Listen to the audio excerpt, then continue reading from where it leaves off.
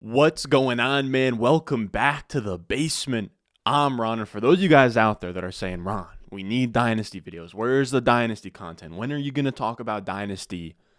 I'm spoiling you guys. Yesterday, we did a 2023 startup mock draft just to kind of go through the motions, see what the first 10 rounds of a Dynasty startup looks like 13 weeks into the year. And I got something else for you guys today.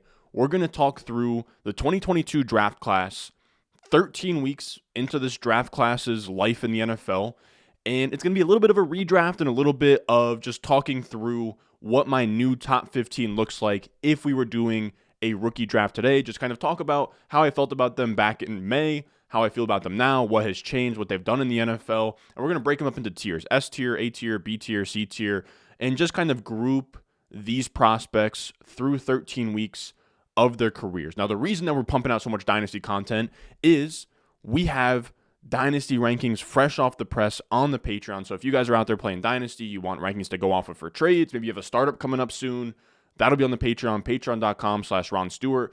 I just pumped out on, that's a weird way of saying that, but on Tuesday night, I believe, or Tuesday night, I think, it has my top 200 Dynasty Superflex tight end premium rankings, my top like 75 running backs, like 90 wide receivers, and for all of them, I have them listed, buys, sells, so you can go out there, make good trades, because I know that while a lot of leagues have the deadline already passed, there's also leagues out there that don't have trade deadlines in Dynasty. So a lot of good stuff on there. You get my RS prospect grading stuff, all of that on the Patreon, patreon.com/Ron Stewart. It'll be down below in the description, down below in the comments.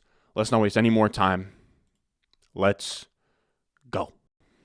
Thirsty, thirsty, trying to choose. I know I'm pretty cool. My nitty bag. Now, when I set out to make this video, in my head, I was like, all right, we're going to do it rapid fire. I'll just keep it to 3 to 5 bullets for each player. You guys know me.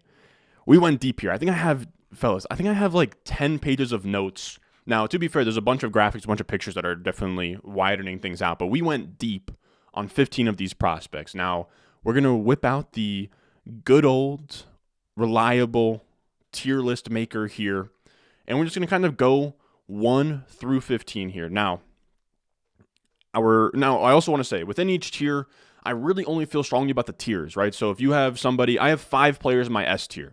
If you believe that 5 should be 1 and you should flip some things around, I really don't feel that strongly within each tier. If you look at my Dynasty rankings, like each tier is probably separated, within like the same 20 pick conglomerate. So you can kind of move things around from there, but I just kind of wanted to section things up here. And first up, we have the guy who is my 104 going into this draft class, Garrett Wilson. And I think people are going to not love this. They're going to say this should probably be Breece Hall. If it's a wide receiver, how come it's not Chris Olave? And I just want to sort of go through Garrett Wilson's case of just being like, I think I would value him like in my rankings in a vacuum. I think that he is probably worthy of like a mid to late second round startup pick. He is that good right now. And we're just going to go through kind of what his resume has been this year. He comes in top 10 pick, elite prospect, flashed at school, second year, really, really good. Like his second year in a wide receiver room with Jamison Williams, Jackson Smith-Njigba, Chris Olave, of course, even like Jeremy Ruckert. Like they had dogs on that team, and he goes out there and puts up a Jamar Chase like year 2. Year 3, a little bit of a come down, but that's because Jackson Smith-Njigba was there, Chris Olave was also there, and things kind of stagnated a little bit. Now, fast forward to the NFL, and on the entire year, he's been very good, but if we just cut things up into him playing with Zach Wilson and him not playing with Zach Wilson, in 5 games is a pretty damn big sample. In 5 games without Zach Wilson, he is on a 194 target, 105 catch, 1,600 yard, 14 touchdown pace with 20 points per game. Now, obviously, that's not super sustainable, but as a rookie, averaging 20 points per game in games without Zach Wilson, he's still on a tear right now. That is really, really impressive. And something that I also have liked looking at recently, I don't know how I'm going to implement this. I don't know if I'm going to see if there's a way to put this into the model or for sophomore comps, but something really cool that 538 put out is a receiver rating overall score where they take, you see the receiver ratings header. You have open, catch, yak. So open is how good you are at getting open. I don't know how they calculate all this stuff. I think it's tracking a little bit. But you have open score, so how well you're getting open. Your catch, how good you are at the catch point. And then your yak, so how good you are in terms of yards after catch. And he checks all the boxes, right? So we're talking 20 points per game without Zach Wilson. We look here. He is one of only 8 wide receivers with an 80 or better overall score. We are looking at, in this list, Diggs, A.J. Brown, Tyreek Hill, Jefferson, Chase, T. Higgins. This is an elite list to be a part of. He's also 8th in their yak score. So he's great at getting open. He's great at producing on the field. He's great at after the catch. This is something that I didn't really even expect for him coming out of school, all the yak ability that he has had, but he has been amazing after the catch. He makes guys miss all the time. He had a catch last week against the Vikings where he almost took I want to say it was almost like a 15-yard in. It was a route breaking into the middle of the field, and he just runs down the sideline almost, if it wasn't for his pinky toe stepping out of bounds, he almost outruns the entire defense. He is insane after the catch, which also, not to go on a rant, but I do kind of want to implement yak into the prospect model in the offseason and kind of toy with it a little bit, because I do think that is something that's important. While it's not sticky, but I thought that Garrett Wilson, honestly, again, you guys know I don't watch film and study film. I thought he was a little bit more of a Calvin Ridley, Stephon Diggs type possession wide receiver. That is not the case. I can't really even think of a comp for him in terms of a skinny guy that's great at yak, because you have your Debos of the world, you have your A.J. Browns, but those are big hulking wide receivers. I think maybe you could say Ayuk. Maybe you could say a Jamar Chase after the catch. I would say that he is somewhere in that area. Now, we have talked through production. He's at 20 points per game. He looks amazing in this 538 stuff. He is also a route running savant. This is from Matt Harmon's Reception Perception. He did a in-season rookie report where he broke down the wide receivers. And if we look at his reception perception, this is what Matt Harmon says. He says, Garrett Wilson had a stellar reception perception prospect profile. We knew he would be good. The fact that he's this good right away is a pleasant surprise. He leads all the 2020 rookies in success rate versus man and press coverage. So among all rookies, even Olave, who's a route running savant, he is better than all of the rookie wide receivers in success rate versus man, success rate versus press. And this bottom one, he has a 78.4% success rate versus man coverage, which would have put him just between A.J. Brown and Justin Jefferson last year in 2021. That would have been second among all wide receivers. That's 78.4% success rate. His 82.8% success rate versus press would have ranked 4th best. So these are top 5 numbers he's posting as a rookie in reception perception. It's insane.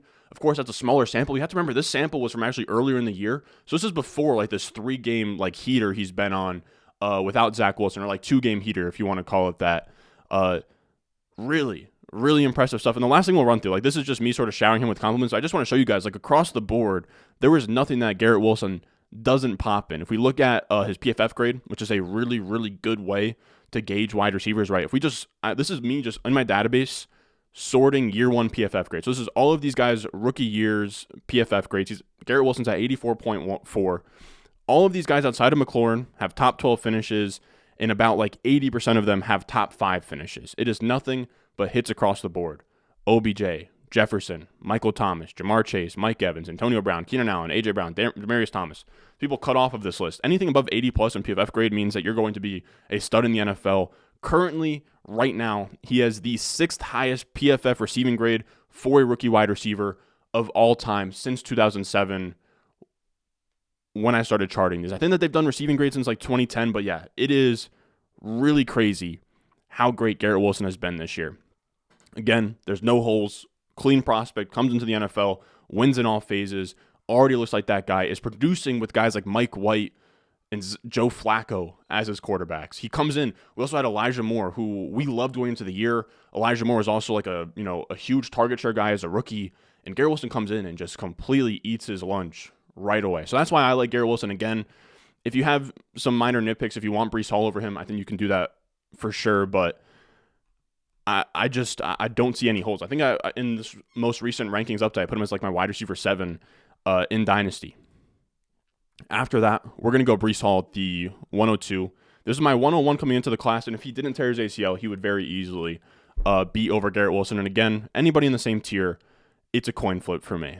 And when we're talking about Breece Hall, the reason to buy into Breece Hall, or the reason to buy him on rebuilding teams, is how Breece Hall is going to hold value this offseason. If we look at, this is Travis Etienne, his positional rank value since he was drafted on Keep Trade Cut. And we see August 16th, 2022. That's the one I wanted to highlight because that's right before the season. As things kind of get to a crescendo in the offseason with Travis Etienne, he got steamed all the way up to RB7, even though he didn't play a single snap his rookie year, had an injury, and was 23 years old. And if we look here as well, if you scroll all the way back, right? So this is his all-time value. His value hit an all-time high in August this year. So all of the rookie hype he had coming into the draft, first-round draft pick in the NFL, all of that, his highest value through August 2022 was in August 2022, despite never playing a down. Now, this time around, Breece Hall had a 7-game stretch where he was an absolute monster out there. And instead of being 23, he's 21. So you have a guy that I think is going to hold top 5 running back prices in Dynasty through the offseason. He's probably one of the safest assets to invest in right now because he did too much on the field in his time to not be valued there. And on top of that, he's still super young in a running back landscape that's pretty depleted. And even if you want to say the 2023 class is going to be better, of course it is. You can put Bijan ahead of him, but then like after that, maybe Jahmyr Gibbs. After that, there's really no one else that's going to be displacing him. All of the veteran guys are going to be falling below him. And if you look at what Breece Hall did, he balled out. And it's an absolute shame that he got hurt, man. He averaged 16.4 points per game. He had a 13% target share, both top 10 at the position this year. And that was just through 7 games. We know that rookie running backs, wide receivers, they backload their points. Like imagine Jonathan Taylor. Imagine Jonathan Taylor goes down in his first 7 games and we never see that late season stretch. I truly do think there's a Spider-Verse, multiverse out there where Breece Hall doesn't tear his ACL and he's like, competing with Josh Jacobs, Eckler, McCaffrey at the top of that running back totem pole this year. And this is even including his last game where he broke off a really long touchdown versus the Broncos, then tears his ACL. Very long, like a long touchdown, tears his ACL. He was on the back of like 2 straight 20-point games. It really sucks, but he was really hitting his stride as he tore his ACL. And thankfully, it's a clear tear. There's no additional damage. Like, it's not like a structural thing. Like, I think J.K. Dobbins had an absolute brutal one. I think J.K. Dobbins might have even had some hip issues, too. It seems like, from everything that I have read, it is just a clean ACL tear. He did it, week 7, so it's not terribly late into the season. He should be good to go for next year. He's going to be 22. You're going to be staring at him as a running back that probably could have flirted with 20 points per game as a rookie. His receiving profile is insane. 13% target share is nothing to sneeze at. These are his comps, by the way. I don't know why I didn't talk about them, but these are the bottom of the screen. These are his comps where I took into account elite running backs with similar points per game. I go 20% up, 20% down. So 16.4 times 1.2 and then times 0.8. Just to kind of get a range of like kind of what he looks like on paper. Matt Forte, Najee Harris, and Trent Richardson isn't that great, but Dalvin Cook, Chris Johnson, DeAndre Swift, he looks the part. And again, this is only through 7 weeks. I guarantee if I had a comp database that had like just every player's through 7 weeks, I would honestly venture to say through 7 weeks, Breece Hall, probably nobody was really messing with him in terms of points, or not nobody was really messing with him, but you get what I'm saying. Or if we had a full year of Breece Hall, he could have improved on those numbers. Now, the reason that I think he's a safe investment is running back in Dynasty, it's getting ugly. The minute the season wraps up and players aren't scoring points anymore, McCaffrey, Saquon, Jacobs, Eckler, Chubb, Derrick Henry, all of those guys, their value is going to tank. It's going to be extremely difficult to even sell one of them off for a 2023 first. Breece Hall is going to be a guy that I don't think in the offseason you'll be able to buy for less than like 2 firsts. So that's kind of where my head's at with Breece Hall. Then we have our post-draft 102, and right now I have him as my 103, Drake London. And I know people aren't going to love this because he's not really producing the same way. Like, I can't go through 7 pictures of Drake London dominating like I just did with Garrett Wilson, but he was a super clean prospect, young prospect, 21 years old, early declare, balled out at USC. I also still kind of like the idea that he was a basketball player at USC as well. He was a legit basketball prospect, by the way. He was a 3-star recruit. He was a 3-star recruit, And he was like right next to in the rankings of Koloko, who I think played at Arizona and then got drafted last year to the NBA. He was a legit recruit coming out of, I think that he was a California kid. But regardless, really clean prospect, top 10 draft pick. And he hasn't been producing like Garrett Wilson. Like, he hasn't been a league winner this year. In redraft, you probably prefer Wilson, Olave, Watson over Drake London in redraft. You can make a case that Pickens is probably better in redraft. And here's the reason why. Atlanta has Arthur Smith calling plays. He's slow. He runs the ball. They have the third lowest plays per game and the second lowest pass attempts per game. So that is it's one thing to be like a neutral offense that runs the ball a ton. I believe that's going to sort of get you into like the San Fran area. But if you are running the ball a ton and then you're also super slow and your play volume is down, it's just a brutal environment to produce in. So it's tough to blame his production on him. And this early in a player's career, I'm really just leaning into talent. That's all I care about. We see situations change all the time. Like Geno Smith just came to the Seahawks, and we all thought the Seahawks were going to suck. They've been great. Same thing with Jared Goff has been serviceable this year. Every single year, there's players that sort of come out of nowhere. Trades happen all the time, right? No one's expecting the Kadarius Toney trade. There's a lot of things that happen in the NFL that you can't really adjust for. So when a player is 21 and he's a rookie, I really don't care what the immediate looks like right now, right? Like right now, the Falcons look like a mess. Their coach isn't that great for fantasy purposes. Their quarterback sucks. We're going to deal with a rookie quarterback next year. Again, you really just don't know how things are going to work out. So I'd rather just sort of leave that up to fate, and I would rather just bet on the talent. And he's been great. He's 10th in the NFL in target share with a 28.1% target share. He just came off of a game where he had a 50% target share. He's 10th in the NFL with a 25.6% target per out run. He's demanding targets. Like Garrett Wilson, he looks good on the field in PFF grade, but Garrett Wilson was 84.4. Drake London's at 79.2 right now. So just under that 80 threshold we're looking for, but still great. There's no real reason to move off where you were pre-draft on Drake London. After that, we have my post-draft 105, and now I guess he's my 104 now, but it's not really a huge jump or anything. Kenneth Walker. And with Kenneth Walker, very simply, he has flashed early. He's a 22-year-old rookie running back. And similar to Breece Hall and Travis Etienne last year, Kenneth Walker can kind of do whatever he wants the rest of this year and still not fall below the top 5, 6, 7 running backs in Dynasty.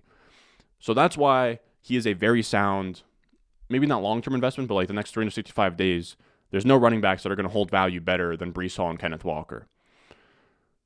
He's explosive. He has long speed. He's exciting to watch.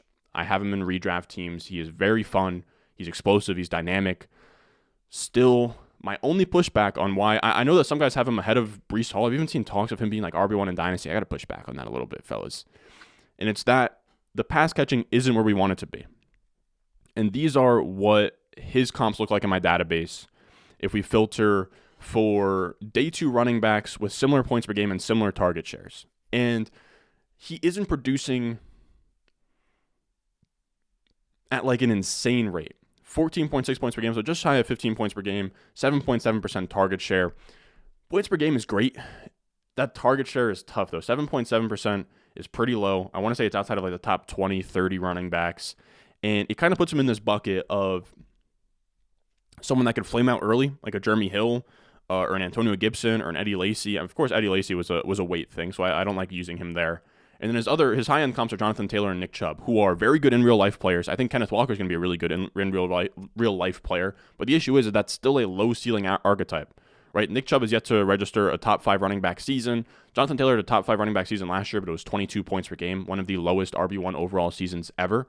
So you don't really have this like home run swing upside on him. And that's my only pushback. Regardless, it feels like we're nitpicking with Kenneth Walker. I think that he's fine. If you want to move him up to like RB1, you can do that. I'm going to chill on that personally. But again, I think it feels like we're nitpicking. To me, Kenneth Walker feels a lot like rookie year J.K. Dobbins and Cam Akers. I think that Kenneth Walker's producing more on a per-game basis than those guys were, but just in terms of where those guys were valued, right? They had like solid, strong year ones, and they held value until they got hurt in year 2. Until they got hurt in year 2, they were both like top 8 dynasty running backs very, very easily. Now, our next guy, our last player in S tier, I believe all these guys are in S tier, and again, you can jumble them around however you like. This is just how I landed. We have Chris Olave. And this is the first guy on the list that wasn't in my top 5 prior to the season and is now in my top 5. He was my 109. He's now my 105. Chris Olave has been probably my biggest miss in this draft class. But he has earned this bump, rightfully so. Like Garrett Wilson, he is balling out across the board. If we look here, this is target per out run, and then I have ADOT next to it. And if you go down to number 8, you have Chris Olave right there. He is 8th among wide receivers in target per out run at 26%, earning a target on 26% of his routes. And the thing that is so dang impressive, man, is if you look at the ADOT, he's the only guy with an ADOT of over 15. He's the only guy he's the only guy over 13.5. Like, nobody is operating as far downfield as him and commanding as much volume as him. That's super, super impressive, because the further downfield you get, the less likely your quarterback is going to step back in the pocket, have his guys block for him, and then deliver you a target. So the fact that he's commanding targets, he's getting open that far downfield is really, really impressive for a rookie. And it makes sense because Harmon talks about in reception perception here. This is his charts. He has an all green route tree, which is crazy. He's just a route running savant. And he is in a spot here where he is running those big boy routes downfield. You guys can see he has green on the 9 route, green on the post, green on the corner. He is running downfield. They're asking him to run downfield, and he's winning with ease. I do want to read a little bit what he said. He said, "That's right, folks. We have a full green route success route chart in the rookie report. Chris Olave is breaking boundaries. It cannot be stressed enough how much Olave just looks like a 10-year veteran at the position. His RP prospect profile showed he was an incredibly polished player, and that's instantly translated into the NFL field. Olave leads all rookies sampled in success rate versus zone. He ranks 3rd in success rate versus man and 2nd in success rate versus press. He's a high-end route runner just halfway into his rookie season. His craftsmanship shouldn't take away from his physical ability. Olave is blazing fast and able to dust quality cornerbacks in the vertical game." Now, I will say, I probably shouldn't have read that. I thought that there was something a little bit more meaningful in there. But yeah, so he's at the top of the class. Again, not quite as good as Garrett Wilson against man and press, but very good against zone, very good across the board. The all-green route tree is really, really impressive. So he's been balling out. He's also right there with Garrett Wilson in that PFF grade. So Garrett Wilson, 6th all-time in PFF grade with 84.4. Chris Olave, tentatively right now, is, I believe, 7th all-time with 84.3. So literally 0.1 off of Garrett Wilson. He looks amazing. He gets open. He demands targets. He has a high PFF grade. And again, I think people aren't going to be happy that I have him at 5. I think some people are going to want him ahead of Drake London. I think some people are going to want him ahead of Garrett Wilson. I can't get there. This is all it comes down to for me. Give me the 2 running backs that are going to hold more value over Chris Olave. And then I view Garrett Wilson, London, and Olave in the same tier right now, just in terms of like where we're projecting them in their careers. So if they're all in the same tier, my tiebreaker is just going to be where I was prior to the draft and how I like them as prospects. I had Garrett Wilson and Drake London in the same tier as prospects. I had Chris Olave a tier below. So I'm just going to lean on that for now. But again, he's my 105. He's in S tier. If you want to put him in your top 3, you can go right on ahead. Now, moving on to A tier. Oh my God, we're 20 minutes into this video and I've only gone through 5 players. It's all good. Dude, this is gonna be a little bit of a marathon episode. I didn't realize what I just signed you guys up for. A tier, we have Treylon Burks, my 103. So we've moved him down 3 spots. And he hasn't had the same type of success as Olave, Garrett Wilson, even Drake London this year. But it's largely been due to injury, which really sucks. He flashed early on, then he gets hurt week 4. He returns in week 10. He plays sparingly in his first game. Then in week 11, he has 18.1 PPR points as the wide receiver 12 on the week. Then the next week, he plays that week 11 game for 18.1 PPR points, he finishes the wide receiver 12 against the Packers with Jair Alexander guarding him a lot of the time. Then he had 17 points in week 12 versus a good defense in the Cincinnati Bengals, finishing as the wide receiver 18. Over that 2-week span, he was the wide receiver 14 in fantasy. Now again, 2-week span, small sample size, but just goes to show he was balling out. And then the next game, he catches an early touchdown. This is last Sunday. Catches an early touchdown. It's just like he catches it and he gets blown up and he somehow still holds on to the ball. I have no clue how he did it. He's like damn near unconscious with like the ball in his hands. Touchdown counts, but now he's in the concussion protocol. And this is what keeps happening to Treylon Burks. He flashes, he produces on the field, he gets hurt. It sucks. It's what was happening to Christian Watson earlier in the year, so I'm not tempted to say like he's injury prone. And I know that there's some guys out there like, oh, he can't stay healthy, I'm done with him. I think that's a really weird way to play fantasy. You just need him to string 5 plus games together, and on a per route basis, he has shown that he is very good. He is 14th among all wide receivers in the NFL in yards per route run with a 2.19 yards per route run behind just Olave and Christian Watson. He has a 22% target per route run, which is solid as well, putting him at 26th in the NFL among wide receivers, which is still pretty dang good for a rookie, just behind Olave, London, Wilson, and Watson. So this is a guy who was an elite prospect. He was my wide receiver 2 coming out of the draft. He's now my wide receiver 4. He's elite. He's an elite prospect. He's flashed on the field here. He's just had bad injury luck. I'm not tempted to move him much further down. After that, we have to give Christian Watson the respect that he deserves. He was my 111. Now he's at 107 here. And he's been on such a wild run, man. Wild run. Like, we're talking like OBJ rookie year wild run. If we just, OBJ went crazy the back half of his rookie year. Like, since week 10, this guy has delivered you 20 plus PPR points in 4 straight games. He's the wide receiver 3 in points per game since week 10, averaging 24.8 points per game. Behind that, I believe it's just Tyreek Hill and Cooper Kupp. Tyreek Hill and Amon-Ra St. Brown, but I could be wrong there. He's been insane. He has 8 total touchdowns in that span, and I think that the touchdowns have propelled his production. The issue is I think a lot of people are looking at the touchdowns and saying, this production has been fluky, kind of like Jahan Dotson. The issue is you look here, he has 2 100-yard receiving games, and if we look at what he's been doing on a per-route basis, he can go toe-to-toe with any wide receiver in this class, man. Like, this is a guy I wasn't even that high on going into the draft. He has absolutely blown me away. On a per-route basis, he is at 2.3 yards per route run, which is 13 among all wide receivers in the NFL. In terms of just rookies, he's behind just Olave. He's at 23% target per route run, 19th among all wide receivers, behind just Olave and London when it comes to rookies. Super impressive. He's also a guy who operates downfield, where he has a 14.6 yard ADOT and is still above 20% target per route run. In fact, I tweeted this out earlier today, but among wide receivers that have an ADOT of 13.5 yards or more, only Olave and Christian Watson have a 20% or better target per route run. Nobody else is commanding targets like them as far as they are downfield. It's absolutely wild. After that, we're going to go down to B tier. And this is a little bit of a bigger tier here. And the first guy we're going to talk about is Jameson Williams, who I haven't really gotten to talk about since the summer. Now, this is a player that is a black box, right? He played in his first game back last week. He ran literally 2 routes. We have nothing to go off of in terms of what he's done in the NFL. I just want to dust through sort of how I felt about him post-draft. So I have him here as the 108. He was my 106 pre-draft or post-draft. And this isn't a player that I usually like. He didn't produce early. He didn't produce in year 1 or year 2. He just had a monster year 3. I usually shy away from those guys, but there's something about Jameson Williams, and I've talked about it all the time. I don't really watch film, but man, like I've watched, not film on Jameson Williams, but I watch college football, and he is just special. He has this wild speed. I hope post ACL he still has this wild speed. I truly think that if he ran at the combine, he would have been like high 4.2s. He was outrunning cover 4 against Georgia, who just has dogs in that DB room. He is out of his mind. He also, I love Lance Zierlein's prospect scores. He was the wide receiver 3 in this class per him, behind Burks, behind Wilson, but ahead of Olave, London, all of those guys. He liked him a ton coming out. The film guys loved him. His production's insane as well. He had 1,500 yards and 15 touchdowns on just 79 catches. He had a 20-yard per reception in college in the SEC.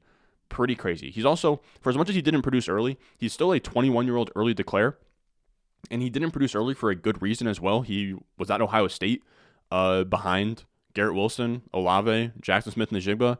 Really hard to go out there and produce when you're that buried on a depth chart. Then he goes to Alabama, which is like the perfect spot for him to go to and prove to us that I can compete with competition. I just can't compete with 14 first-round draft picks in this room. Like, even if he played his 3rd year there, you have like Marvin Harrison Jr. coming up behind him. You have Igbuka behind him. Like, that wide receiver room is absolutely insane. He goes to Alabama, who still had a good wide receiver room. They had John Mechie, they had JoJo Earl, they had Jacare Brooks. I was about to say Jacare Souza, but Jacare Brooks.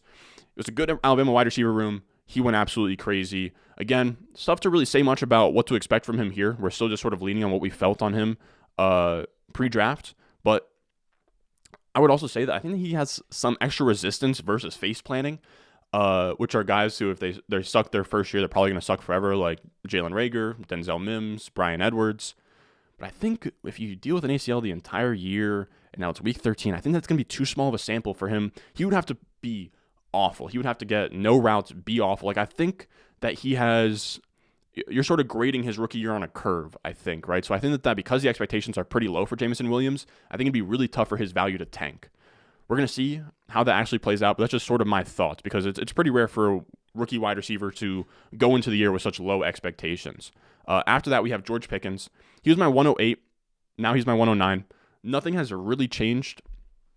Actually, a lot has changed. This is the guy that I loved pre-draft or post-draft, whatever. He was a gold prospect.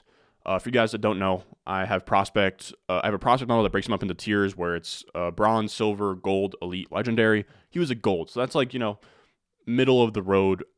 Nothing too crazy, but he had a ton of upside as like this pure perimeter X wide receiver, early producer in the SEC, round 2 draft capital, 21-year-old early declare, all of that. But even though his rank hasn't moved a ton for me, I for sure have cooled off on George Pickens. We're going to go 8 Mile style here on George Pickens. Let's talk about the negatives first on George Pickens in terms of just sort of what my feelings are on him right now. And if we look at his production, it is not too good. He is at 19.2 points per game, 54th among wide receivers.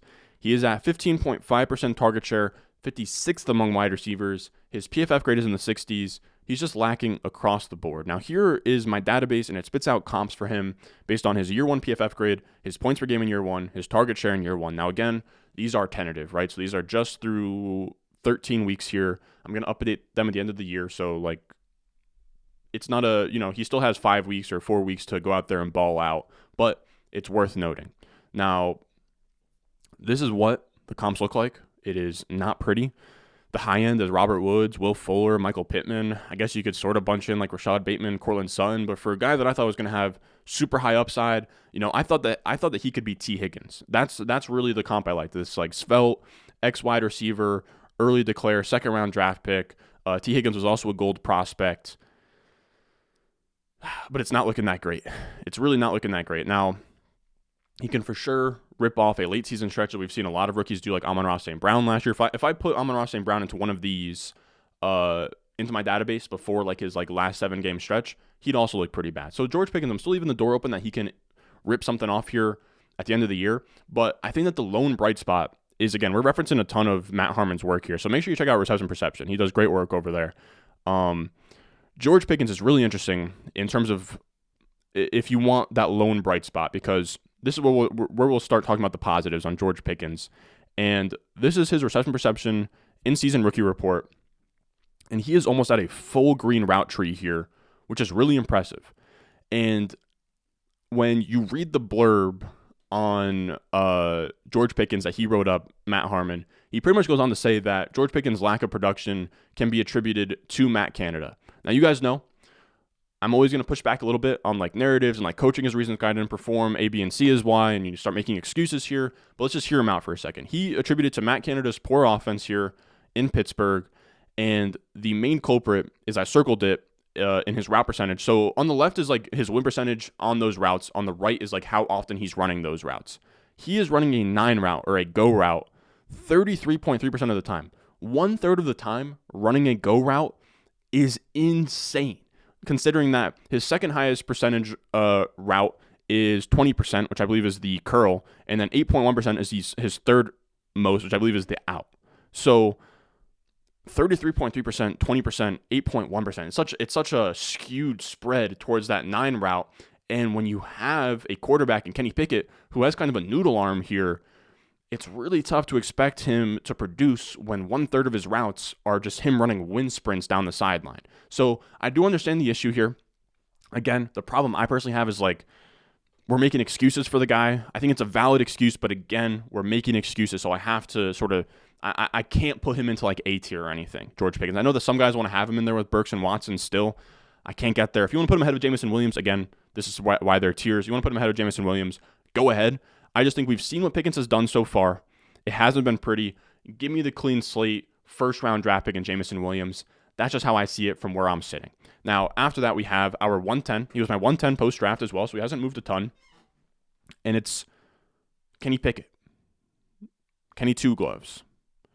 And I didn't love him as a prospect, and he's pretty much been like what I thought he was going to be this year. Like these are gold quarterbacks that have had like similar clean PFF pass grade, adjusted yards per attempt in year one, and points per game.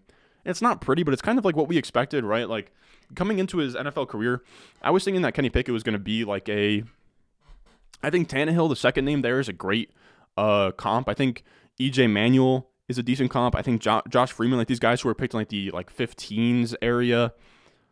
It's not pretty, but he's at least like been okay. Like he's someone in fantasy that you've been able to stream recently. And the reason that he's the 110, despite not being that great, is he's a quarterback. Quarterbacks hold a ton of value.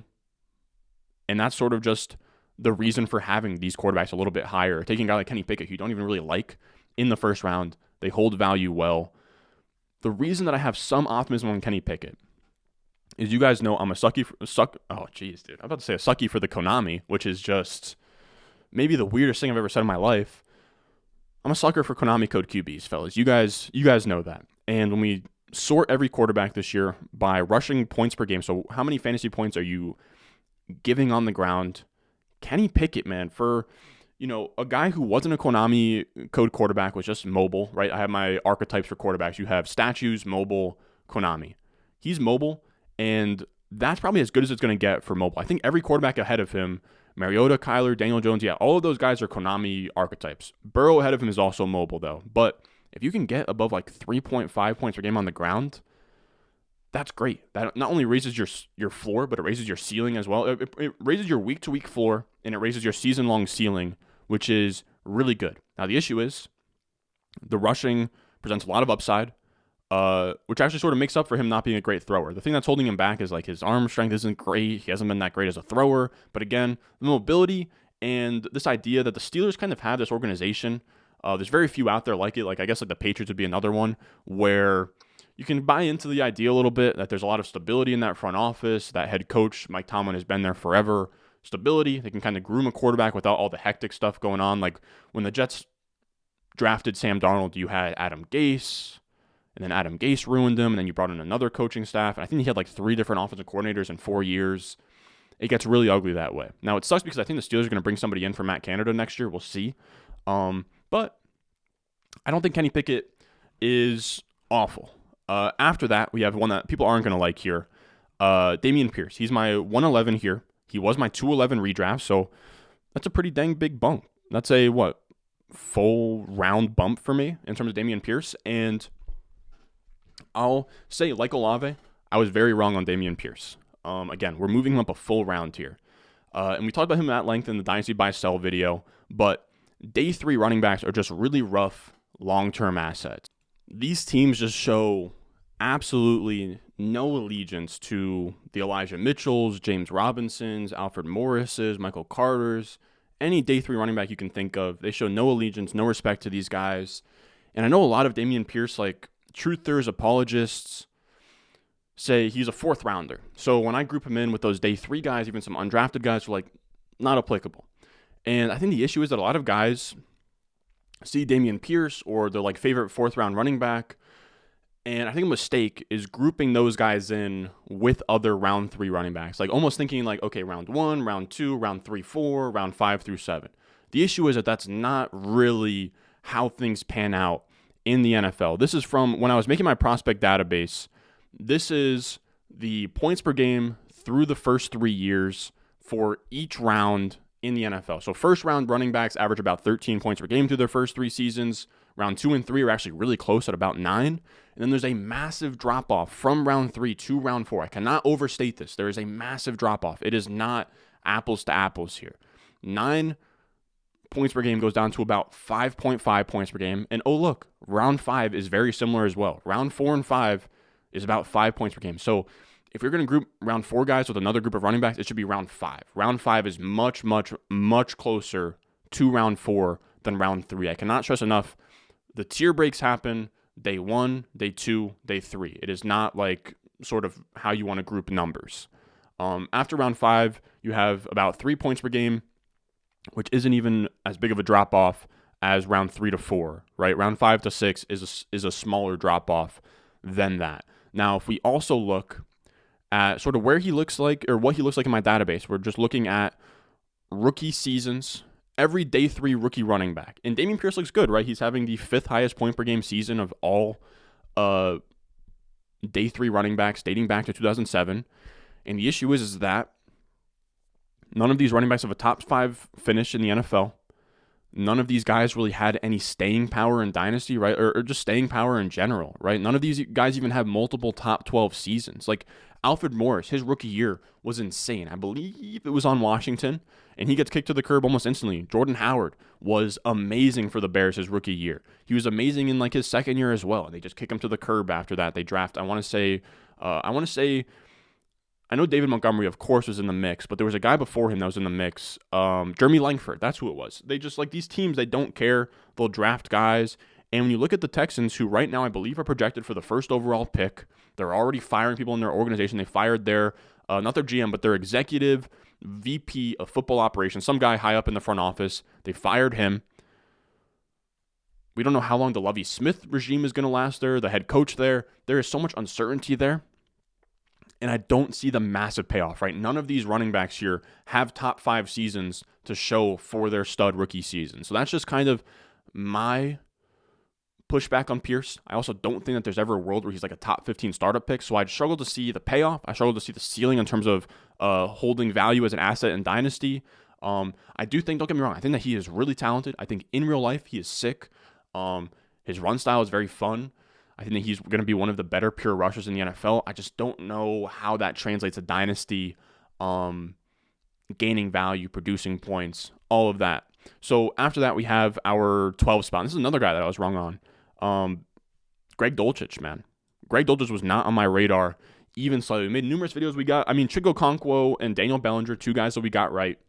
But Greg Dulcich was not even on my radar. I had him in my 405. I don't have a single share of him. And he's honestly the reason that I'm very excited this offseason. I'm going to revamp all my prospect models, but I'm going to build a tight end one. I didn't have time last offseason. It's building a prospect model from scratch is a huge undertaking. And the fact that I did quarterback, running back, wide receiver is a lot. I didn't have time for a 4th one in the tight end. I can't wait this year to build a tight end model after pretty much learning everything that I've learned through building those first 3 models. So I think we're going to have tight end really dialed in this offseason. I really do. So when we're talking about Greg Dulcich, we have him at 12. He was my 405 post-draft. So that's just bad, guys. I could even be talked into like this 112 being low. Like if you wanted to put him into A tier here, I think you could. I think you 100% could. But let's talk through Greg Dulcich. And he looks great. He's running a ton of routes. And this is actually a great breakdown from Dynasty IM on Twitter. Dynasty_IM on Twitter.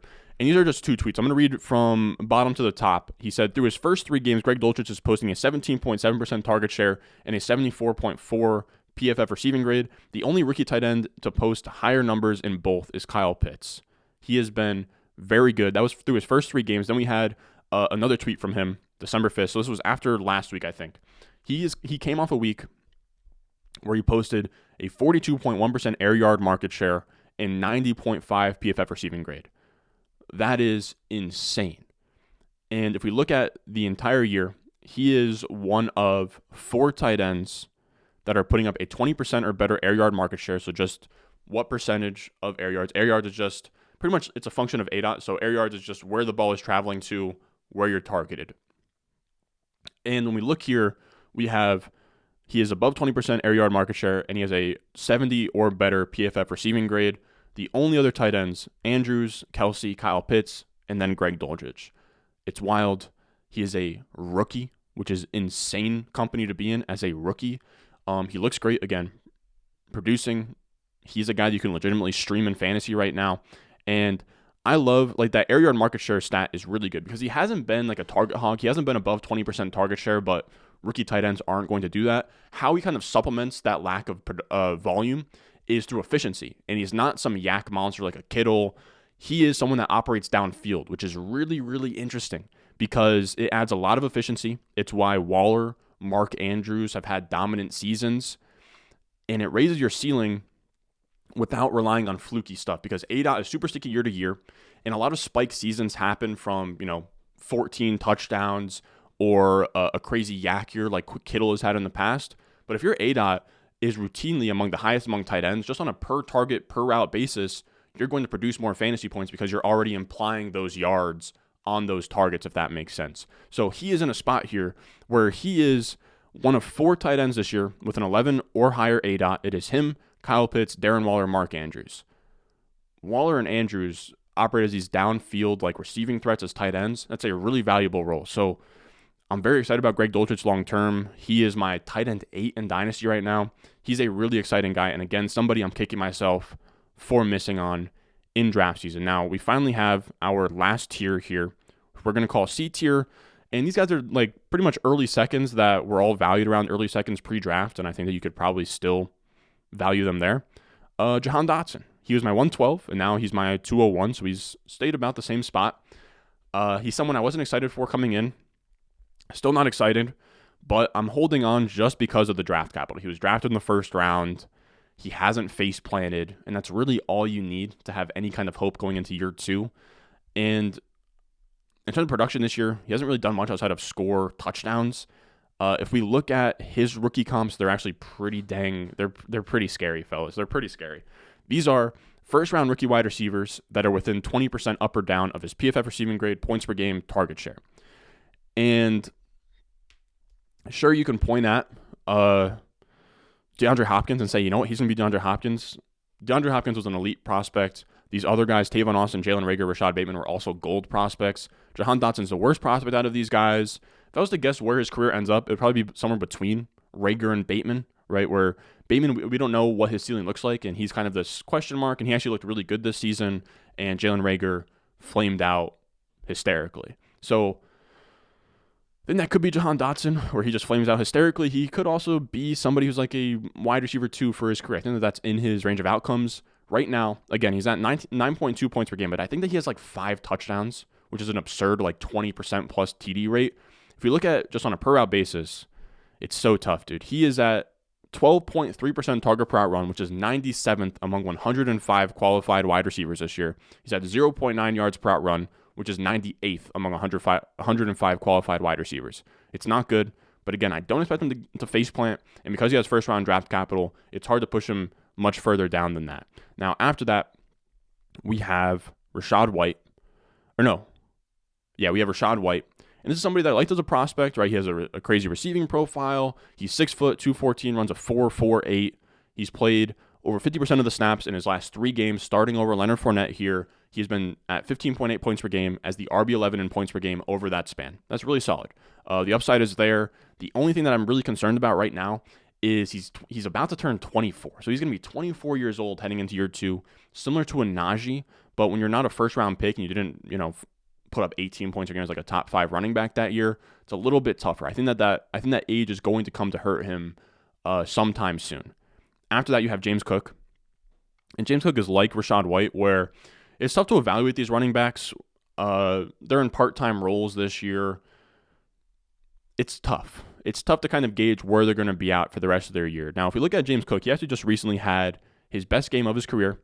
He had a 43% snap share, 40% of the team rush attempts. He had 14 carries, 6 receptions, 20 touches total, 105 yards, 16.5 PPR points as the RB13 last week. That's really impressive.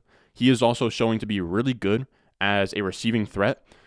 He is second among all running backs right now with a yard per out run of 2.16. If we look on this list, his A.2, he's not just catching like swing passes out of the backfield.